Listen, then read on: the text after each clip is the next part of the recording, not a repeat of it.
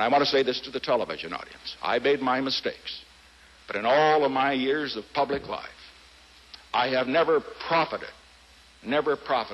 from public service. I've earned every cent. And in all of my years of public life, I have never obstructed justice. And I think, too, that I could say that in my years of public life, that I welcome this kind of examination, because people have got to know whether or not their president's a crook. Well, I'm not a crook. I've earned everything I've got. President? Yes, sir.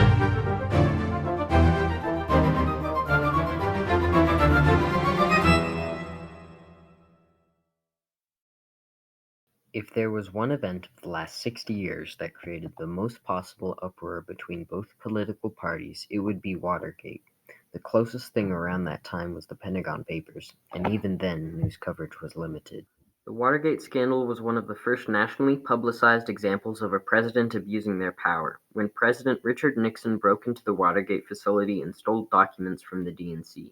This incident has come to be known for the lack of respectful debate and failed diplomacy of the affair, and caused several things, such as politicians reshaping news outlets to their liking, voters being more attracted to charismatic rather than talented candidates, and people being more generally distrustful of the government. This was the precursor to modern-day scandals of the presidency, and it was one of the first examples of the media openly mocking the president, going fully against him as much as possible. It had numerous effects on politics, but allow me first to explain what happened. What was Watergate?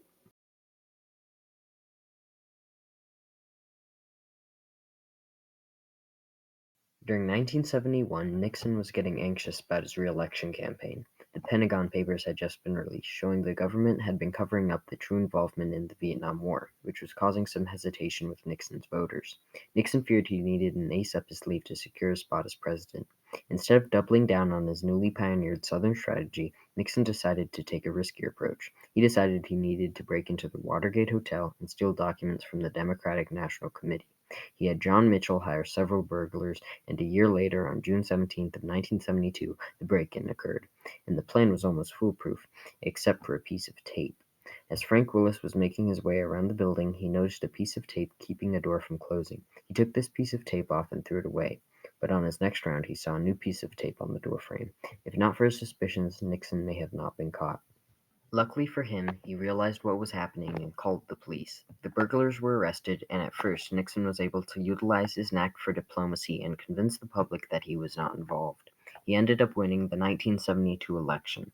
But then, cracks started showing in his story. As the investigation continued, Nixon was demanded to turn in the recordings of his conversations as evidence, which fed into his paranoia and belief that a grand conspiracy was attempting to take him down, naturally organized by the Democrats. He decided to refuse to turn over the tapes and promptly fired Archibald Cox, a lawyer investigating Nixon. This led to the Saturday Night Massacre, when several Justice Department officials resigned in protest. Vice President Spiro Agnew resigned on the charges of federal tax evasion and political corruption. Finally, Nixon was forced to turn over the tapes, as the House Judiciary Committee voted to impeach Nixon for obstruction of justice and violating the Constitution. When looking back at the tapes, Nixon said this: "Are you sorry you didn't burn the tapes?" You know, interestingly enough, everybody in Europe that I talked to said, "Why didn't you burn the tapes?"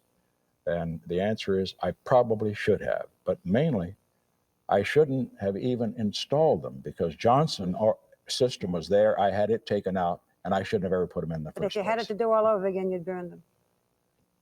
Yes, I think so, because they were private conversations subject to misinterpretation, as we have all seen. He says this because at the very beginning of one of the tapes, he almost fully admits to participating in the break-in as H.R. Haldeman speaks. That's fine.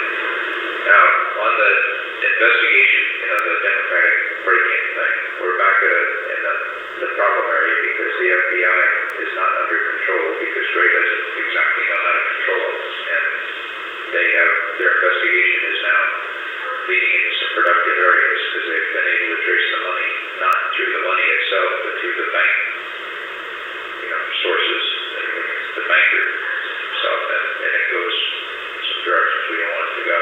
This was an extremely telling part of the tape. as they explain that they need to stop people from investigating the break-in just 6 days after the burglary at the Watergate Hotel.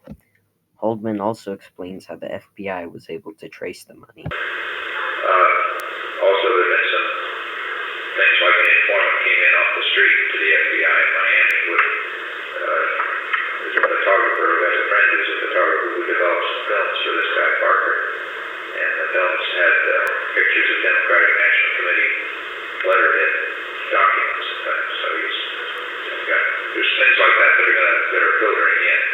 Mitchell came up with yesterday, and John Dean analyzed very carefully last night and concurs now with Mitchell's recommendation that the only way to solve this, and we're set up beautifully to do it,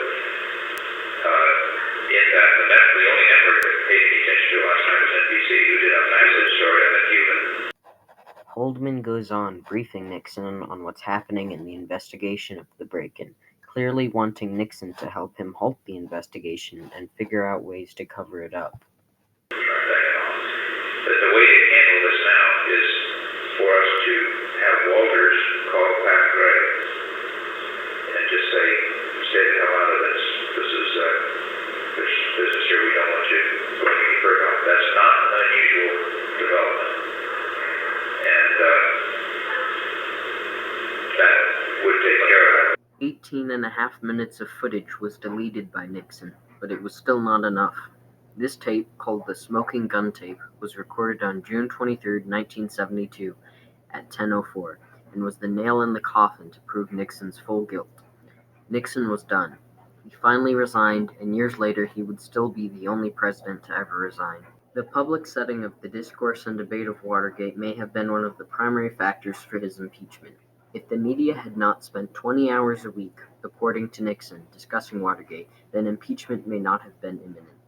Discussing this issue in modern politics, he may not have resigned at all. Nowadays, even more, media time has been dedicated to things like the Trump-Ukraine scandal, yet action upon such things has been extremely limited. Almost every president has had a scandal since Watergate.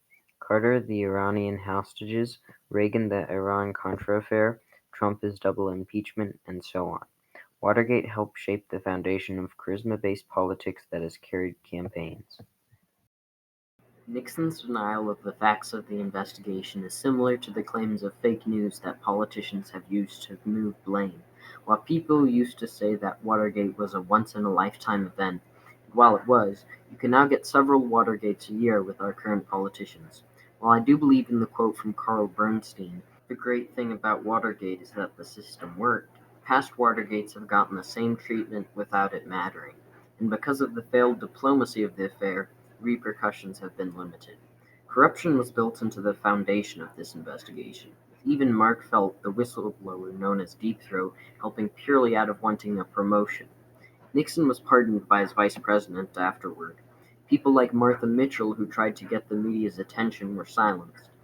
And whatever your political opinions are, you can agree with the fact that it was one of the biggest events in presidential history, and we're still learning more about it today. Watergate truly changed politics, all thanks to a piece of tape.